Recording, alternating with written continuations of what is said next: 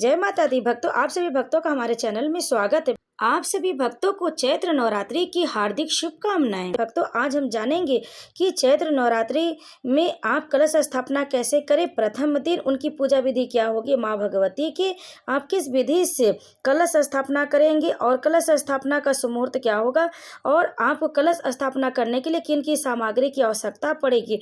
तो भक्तों, वीडियो में अंत तक बने रहें और वीडियो के अंत में जानेंगे कि नवरात्रि में यह 13 काम बिल्कुल ना करें, जिसे आप एक बार अवश्य सुनिएगा। चैत्र नवरात्रि चैत्र मास की शुक्ल पक्ष की प्रतिपदा तिथि से शुरू होती है, जो इस बार 19 मार्च गुरुवार को पड़ रही है। नवरात्रि के पहले दिन शुभ मुहूर्त में कलश स्थापना करने से माँ दुर्गा अति प्रसन्न होती हैं और स्थापना करने के बाद ही माँ दुर्गा की पूजा शुरू होती है, जिसके लिए पूजा सामग्री होना बहुत आवश्यक है। तो भक्तों, आइए जानते हैं हम सबसे पहले पूजा करने के लिए आपको किन किन सामग्री की आवश्यकता पड़ेगी। भक्तों, नवरात्रि में 9 दिनों का हिंदू धर्म में खास महत्व है।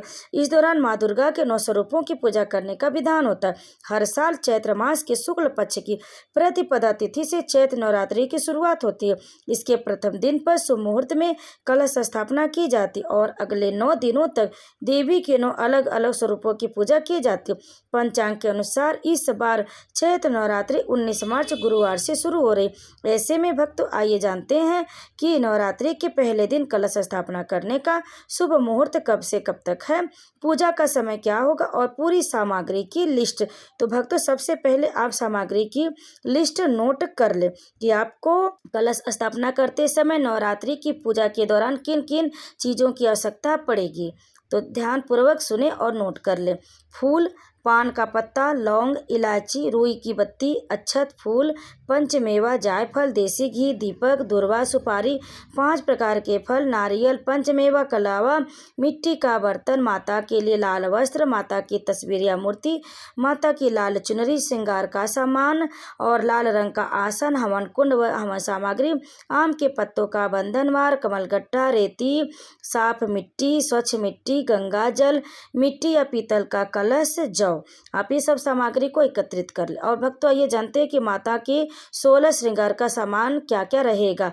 मांग टीका, लाल बिंदी, सिंदूर, गजरा, झुमके, काजल, नथ, बाजूबंद, गले का हार, कमरबंद, मेहंदी, लाल चुनरी, चूड़ियां, लाल रंग के वस्त्र, इत्र और बिछुआ। श्रृंगार का सामान अर्पित करने का खास महत्व होता है। इससे देवी का आशीर्वाद प्राप्त होता है और माँ भगवती प्रसन्न होती।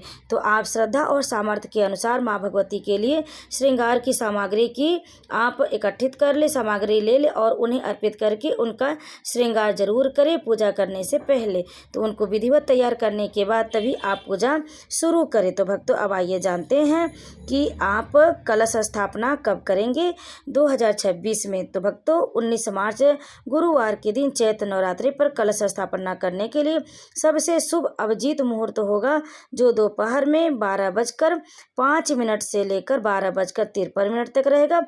वहीं इस दौरान लाभ चौघड़िया दोपहर में 12:29 से लेकर 1:59 तक रहेगा। इस अवधि में कलश स्थापना करना सबसे उत्तम रहेगा और प्रथम कलश स्थापना करने का जो शुभ मुहूर्त है, सुबह में 6:54 से लेकर 7:59 तक आप इस भी शुभ मुहूर्त में कलश स्थापना कर ले। अगर सूर्योदय के समय आप सुबह के समय कलश स्थापना करते हैं तो बहुत ही शुभ है। अगर आप किसी समय न होने के कारण नहीं कर पाते हैं तो आप दोपहर में भी कलश स्थापना कर सकते हैं।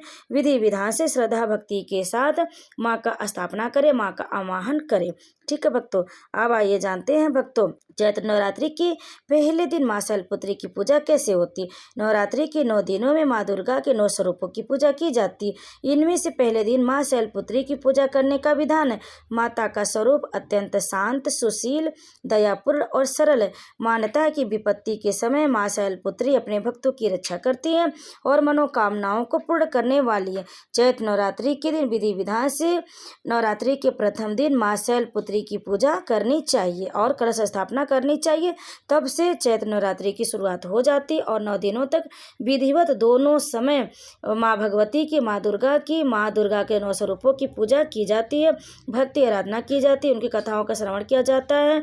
दुर्गा सप्तशती पाठ का श्रवण करना चाहिए, बहुत ही शुभ माना जाता है, सुख समृद्धि आती है। भक्तों अब आइए जानते हैं कि 19 मार्च 2026 नवरात्रि के प्रथम दिन कलश स्थापना और पूजन की विधि।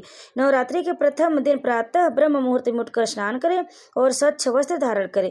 पूजा स्थल को गंगा जल से शुद्ध कर लाल वस्त्र बिछाएं। इसके पश्चात माँ दुर्गा की प्रतिमा या चित्र स्थापित करें। अब एक मिट्टी के पात्र में स्वच्छ मिट्टी भरकर उसमें जौ बोएं। यह जौ सुख, समृद्धि और उन्नति का प्रतीक माना जाता है। फिर एक तांबे या मिट्टी के कलश में जल भरे और उसमें सुपारी, सिक्का और अक्षत, हल्दी की गांठ डालें।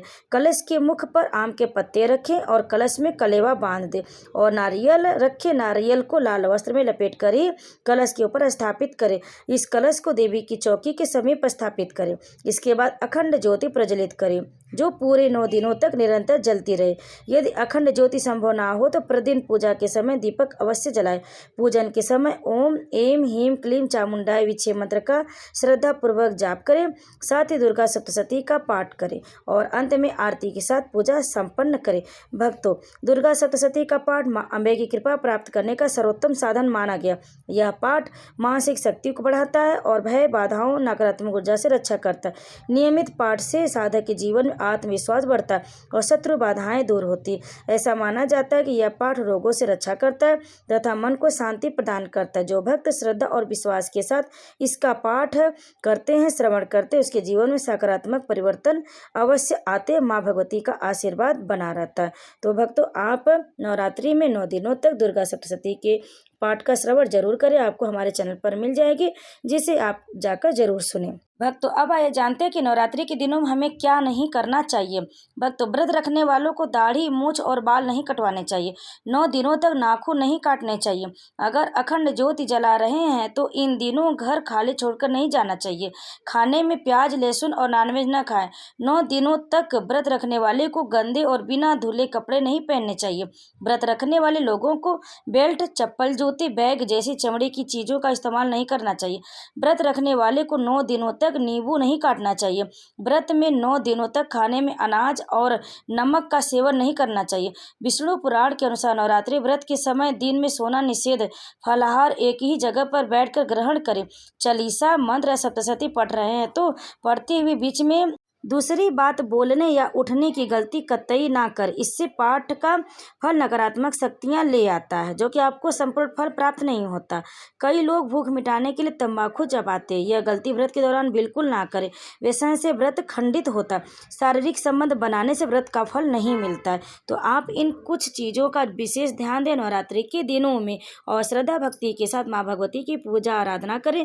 दोनों समय उनकी आरती उतारें, उनकी कथाओं का श्रवण करें और उन्हें भोग लगाएं, फल फूल चढ़ाएं और बहुत श्रद्धा भक्ति के साथ उनका भजन कीर्तन भी आप करें तो माँ भगवती प्रसन्न होंगी और आपकी समस्त मनोकामना पूरी करेंगी। तो भक्तों, अगर आपको हमारी जानकारी पसंद आई तो वीडियो को लाइक, शेयर, कमेंट जरूर करें। आप सभी भक्तों को चैत्र नवरात्रि की हार्दिक शुभकामनाएं। माँ भगवती कृपा आप सभी भक्तों पर सदैव बनी रहे। प्रेम से बोलिए जय माता दी।